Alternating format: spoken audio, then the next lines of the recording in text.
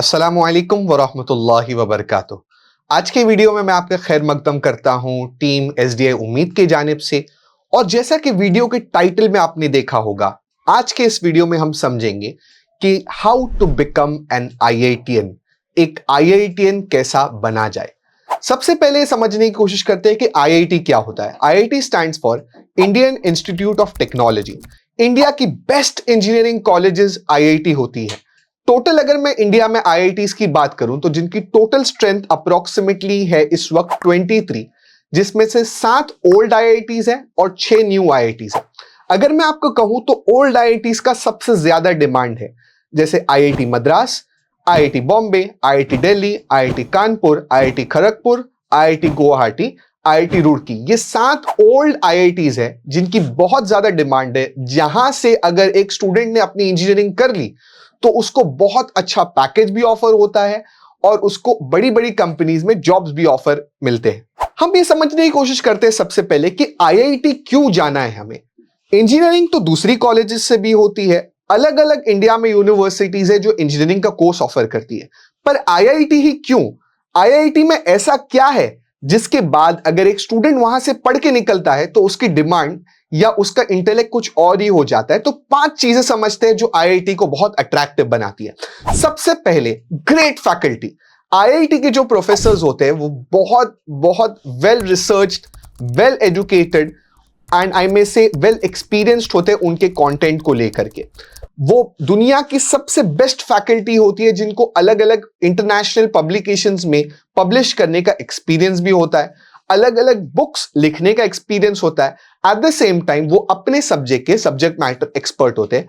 Hence अगर आप एक आईआईटी में एडमिशन लेते हैं तो सबसे बेहतरीन फैकल्टी से आपको पढ़ने का मौका मिल सकता है। दूसरा सबसे बड़ा एडवांटेज आईआईटी का ये होता है कि बहुत बढ़िया कैंपस। रफली आईआईटीज की अगर मैं बात करूं तो आईआईटी बॉम्बे है, आईआईटी मद्रास है, आईआईटी खड़गपुर है, इनके साइजेस 300 एकड़, 400 एकड़, 500 एकड़ के साइजेस होते हैं, जहां पर हॉस्टल फैसिलिटी भी होती है, लेक्चर्स भी होते हैं, प्लेग्राउंड्स भी होते हैं, रिसर्च लैब्स भी होती है।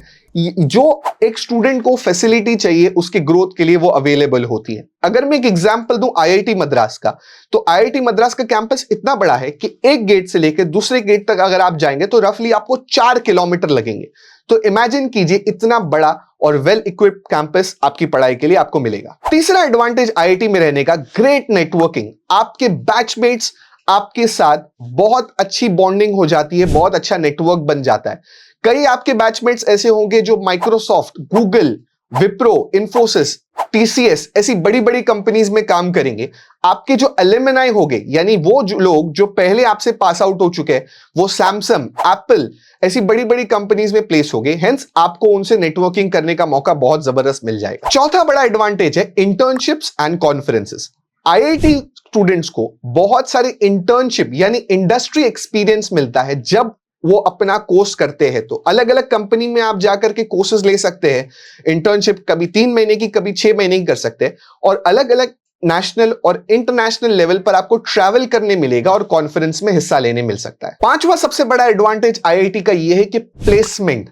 आईआईटीएंस को बाहर जाकर के जॉब ढूंढने की जरूरत नहीं होती। आईआईटी कैंपस में ही बड़ी बड़ी कंपनीज जॉब ऑफर लेकर आती है।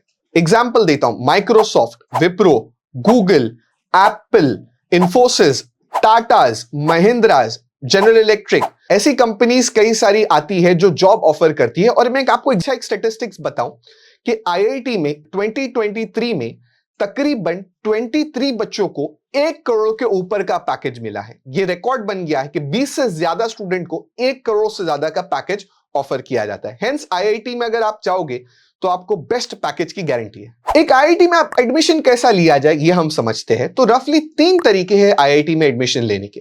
सबसे पहला है 12th के बाद, दूसरा है ग्रेजुएशन के बाद, और तीसरा है पोस्ट ग्रेजुएशन के बाद। अगर आप आईआईटी में एडमिशन लेते हैं और कोई भी कोर्स करते हैं तो आप एक आईआईटीएन कहे जाते हैं। सबसे पहले समझते हैं 12th के बाद अगर आपको आईआईटी में एडमिशन लेना है तो किस तरह से लिया जाए।